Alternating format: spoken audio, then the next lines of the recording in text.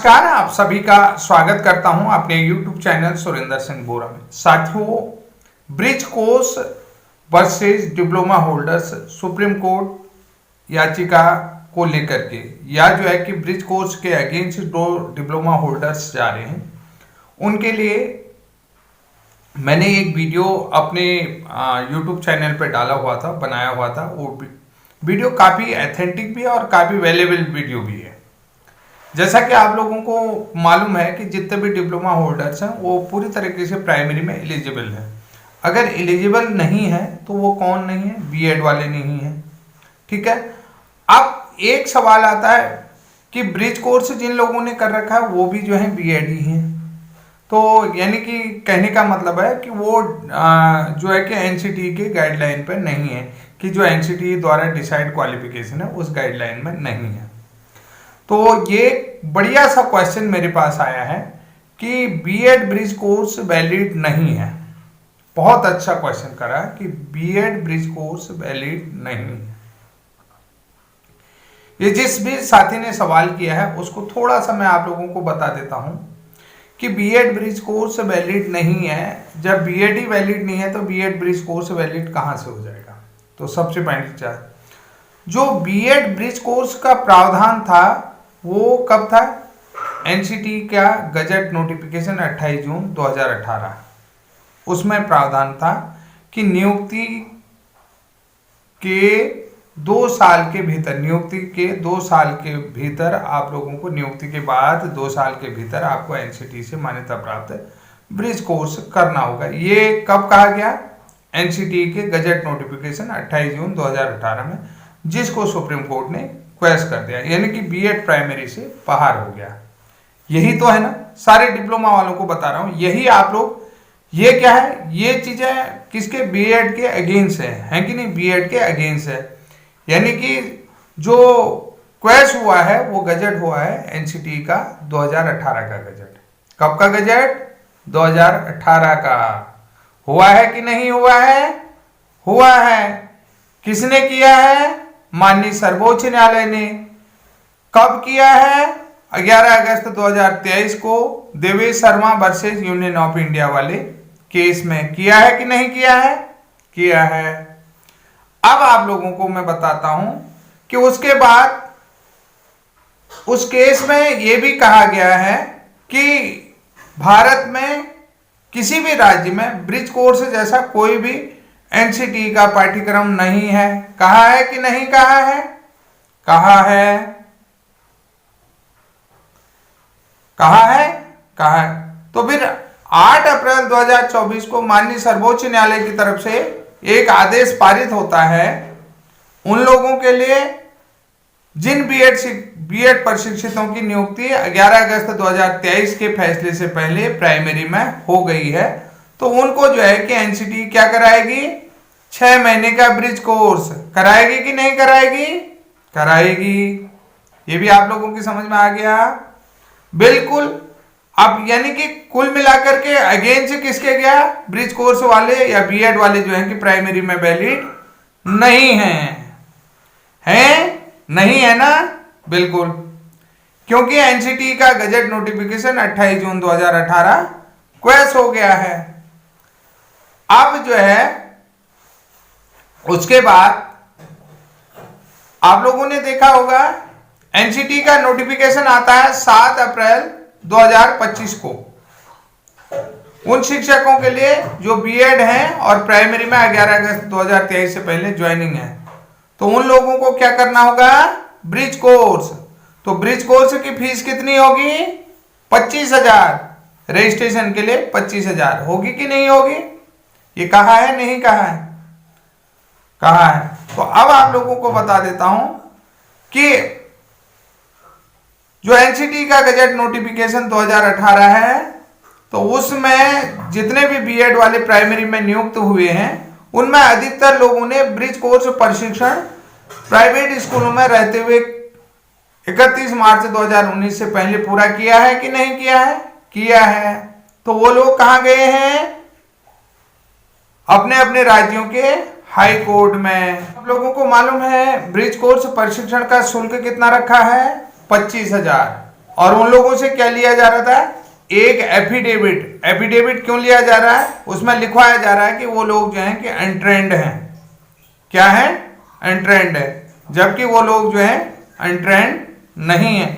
इस बारे में मैंने पहले भी वीडियो बनाया है कि नहीं बनाया है, उत्तर प्रदेश के संबंध में बनाया है कि नहीं बनाया है। तो वो लोग क्या है, अप्रशिक्षित, अनट्रेंड, समझ रहे हैं नहीं। तो उन्होंने क्या कहा कि हम जो है कि एफिडेविट में लिख करके नहीं देंगे, क्योंकि हमने जो है कि मिनिमम क्वालिफिकेशन पहले ही पूरी कर ली है, जो कि आरटीई एक्ट की मूल नियम या जो है आरटीई एक्ट का जो मूल नियमावली बनी है उसके मूल नियम में शामिल हैं। अब ऐसे भी समझ में नहीं आएगा, देखो ब्रिज कोर्स बीएड प्राइमरी में एलिजिबल होगा एनसीटी के गजट नोटिफिकेशन 2018 क्वेश्चन कर दिया है। एनसीटी के गजट नोटिफिकेशन 2018 से ब्रिज कोर्स प्रशिक्षितों का कोई लेना देना नहीं है। जिन लोगों ने 31 मार्च 2019 से पहले ब्रिज कोर्स प्रशिक्षण कर लिया है और वो जो है कि राजकीय प्राथमिक विद्यालय में या जो है कि राजकीय बेसिक शिक्षा में सहायक अध्यापक के रूप में तैनात हैं, उन लोगों ने अपने अपने न्यायालयों में, अपने अपने राज्यों के न्यायालयों में क्या है, याचिका लगा रखी कि हम लोग ऑलरेडी ब्रिज कोर्स प्रशिक्षण कर चुके हैं। तो देवेश शर्मा में क्या कहा गया था कि ब्रिज कोर्स जैसा कोई भी पाठ्यक्रम देश के किसी भी राज्य में एनसीटी की तरफ से नहीं करवाया जा रहा है। तो ये कहां से आया, इस केस में रिलक्स भी मिला हुआ है उत्तर प्रदेश में, उत्तराखंड में ऑलरेडी लगा हुआ है। आप लोगों ने देखा होगा उत्तराखंड में भी जो बीएड ज्वाइनिंग शिक्षक हैं जिन्होंने 31 मार्च 2019 तक ब्रिज कोर्स कर रखा है, उनका भी मामला क्या है कि माननीय नैनीताल हाईकोर्ट में लगा हुआ है।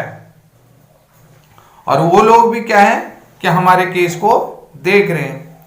अब आप लोगों को बता देता हूं, आरटीई एक्ट 2009 का जो मूल नियम है, मूल नियम में क्या करा गया है, प्रावधान किया गया है, जितने भी अप्रशिक्षित शिक्षक हैं, कक्षा 1 से 8 तक पढ़ा रहे हैं, चाहे वो राजकीय प्राथमिक विद्यालय में हो या अशासकीय में हो, मान्यता प्राप्त हो, सहायता प्राप्त हो या निजी विद्यालय में है, तो वो जो है अगर बीएड प्रशिक्षित है तो उन्हें 6 महीने का ब्रिज कोर्स करना पड़ेगा। अगर वो जो है किसी भी प्रकार से प्रशिक्षित नहीं है तो उनको जो है कि 18 महीने का ओडीएल एनआईएस के ओडीएल माध्यम से डीएलएड करना होगा। ये प्रावधान कब किया गया, तो ये प्रावधान आप लोगों को मैं बता देता हूं 20 फरवरी 2017 के एमएचआरडी के गजट नोटिफिकेशन में आप लोग ध्यान से पढ़ लें, जिसमें पहले जो है कि आरटीई एक्ट के मूल नियम पर प्रावधान किया गया है। जो आरटीई एक्ट 9 अप्रैल 2010 का मूल नियम है उसमें किया गया, आरटीई एक्ट का 2009 का मूल जो 9 अप्रैल 2010 को मूल नियम बने हैं, तो उसमें प्रावधान पहले जो है कि 5 साल के लिए किया गया था, फिर इसमें 4 साल बढ़ाए गए, जिसमें आरटीई एक्ट 23 एनसीटी जो कहती है आरटीई एक्ट की धारा 23(1) में संशोधन नहीं किया जाता है, उसके लिए पूरी तरीके से प्रावधान बनाया जाएगा, कानून बनाया जाएगा, संसद से पास होगा, लोकसभा राज्यसभा से पास होगा, उसके बाद राष्ट्रपति के पास जाएगा, तब जाकर के ये होगा। ये सारी चीजें हो चुकी हैं और आरटीई एक्ट की धारा 38 में ये पूरी तरीके से सारे प्रावधान किए हुए हैं। किए हैं कि नहीं किए हैं, आप लोग ध्यान से देखिएगा। अगर आप लोगों को लगता है कि नहीं किए हैं तो गूगल में जाना, आरटीई एक्ट संशोधन अधिनियम देख लेना 2017, उसको बढ़िया करके पढ़ लेना कि अगर हो सकता है तुम्हें ब्रिज कोर्स के लिए कोई क्लू मिल जाए। उसके बाद और गूगल में जाना, आरटीई एक्ट अधिनियम 35 निकालना, वहां पर सारी चीजें आप लोगों को मिल जाएंगी।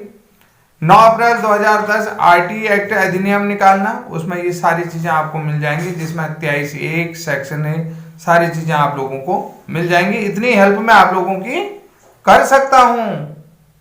और उसके बाद एनसीटी का गजट नोटिफिकेशन 2018 भी देख लेना। 2018 से ब्रिज कोर्स प्रशिक्षितों का कोई लेना देना है या नहीं है, ये भी आप लोग देख लेना। बाकी आपकी अगर कोई कमी रह जाएगी तो एनआईवाई डीएलएड प्रशिक्षितों से पूछ लेना कि भैया ये सही बोल रहे हैं या गलत बोल रहे हैं। ये भी जरूर पूछ लेना कि क्या ये जो मैं वीडियो में बोल रहा हूं ये सही बोल रहा हूं कि नहीं बोल रहा हूं, ये भी जरूर पूछ लीजिएगा। जब लगेगा कि यार हाँ कि यार 9 साल के लिए मिनिमम क्वालिफिकेशन का प्रावधान किया गया था आरटी एक्ट लागू होने के बाद, किसने? Ministry of education government of India की तरफ से। तो उसमें कितने का बजट खर्च हुआ था ये भी आप लोगों को पता होगा। अगर नहीं पता होगा तो इस प्रशिक्षण कराने में कितना पैसा खर्च, मैंने आरटीआई के माध्यम से उन सब चीज का भी क्या है विवरण मांगा है, वो भी मैं आप लोगों की हेल्प के लिए दे दूंगा। जो लोग कह रहे हैं कि वैलिड नहीं होगा, भैया एनसीटी का गजट नोटिफिकेशन 2018 में ब्रिज कोर्स का प्रावधान है, हम लोगों का अलग प्रावधान है, पीडीपीईटी है, professional development programme for elementary teachers, ये लिखा हुआ है उसमें। और ये कब प्रावधान किया गया उसमें।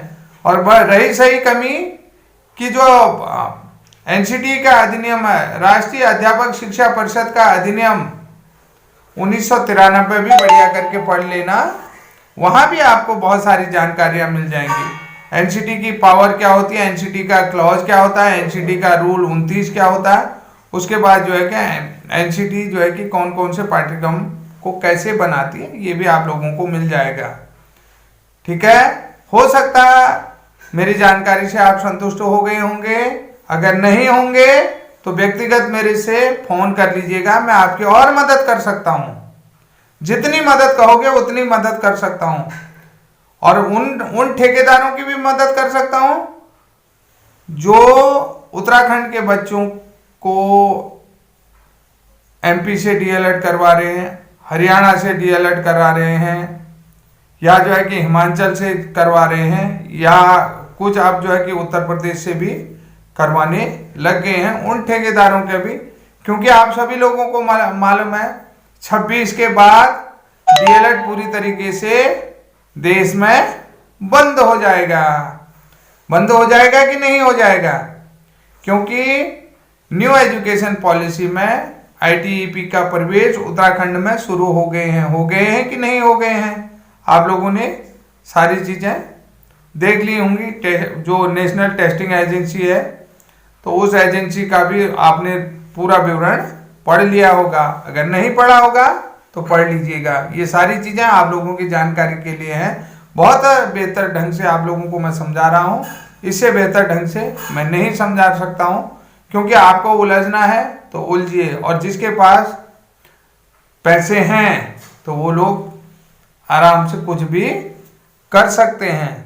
नहीं तो आज आप लोगों ने देखा होगा कि देखिए मौका कैसे बनता है। एनआईवाई डीएलएड की कंटेम्प्ट याचिका में सुनवाई हुई, अगर कोई भी सीटें वैकेंट मिलती हैं तो वहां पर जो पूर्व के एनआईवाई डीएलएड वालों ने आवेदन किया होगा तो उन लोगों को नियुक्ति मिलने का पूरा चांस यहाँ हो गया है कि नहीं है?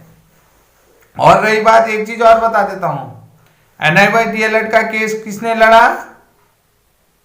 कालरा सर ने। देवेश शर्मा बनाम बीएसटीसी वाला केस किसने लड़ा? विज्ञान शाह और कालरा जी ने। लड़ा कि नहीं लड़ा? ये सब ने। और ब्रिज कोर्स का केस भी कौन लड़ रहे हैं? कालरा जी। अगर इनमें सिमिलरिटी नहीं होती, आरटी एक्ट के प्रावधानों के तहत नहीं आते, तो क्या कालरा जी हमारा केस ले लेते? नहीं ले लेते ना। तो आप लोग देख सकते हैं कि जो एडवोकेट बीएड को प्राइमरी से बाहर कर सकता है तो क्या वो ब्रिज कोर्स का केस ले सकता है? क्योंकि देखिए हम लोग एनसीटी के गजट नोटिफिकेशन 2018 में आते ही नहीं है, सीधी सीधी बात है। क्योंकि उन्होंने एनआईवाई डीएलएड का केस लड़ रखा था और उनको वो सारे रूल मालूम थे। तो कोई एडवोकेट केस हारने के लिए केस लेगा? नहीं लेगा ना, अपनी छवि खराब नहीं करेगा। अगर कोई केस हार जाता तो उसका इम्पैक्ट भी कोर्ट में भी खराब ही जाता है, आगे केस मिलने भी कम होते हैं। समझ रहे हैं कि नहीं समझ रहे हैं? समझ रहे हैं। तो बेहतर ढंग से नहीं समझेंगे तो आप मुझे कॉल कर लेना, मैं आप लोगों का कॉल भी बेहतर से बेहतर ढंग से समझा लूंगा कि मेरी आपसे किसी भी प्रकार की कोई भी नाराजगी नहीं है और न ही किसी प्रकार का कोई मनमुटाव है, कोई द्वेष है। बिल्कुल आप लोग स्वतंत्र होकर के मुझे कॉल कर सकते हैं। तो आज के लिए धन्यवाद, तब तक के लिए जय हिंद, जय उत्तराखंड।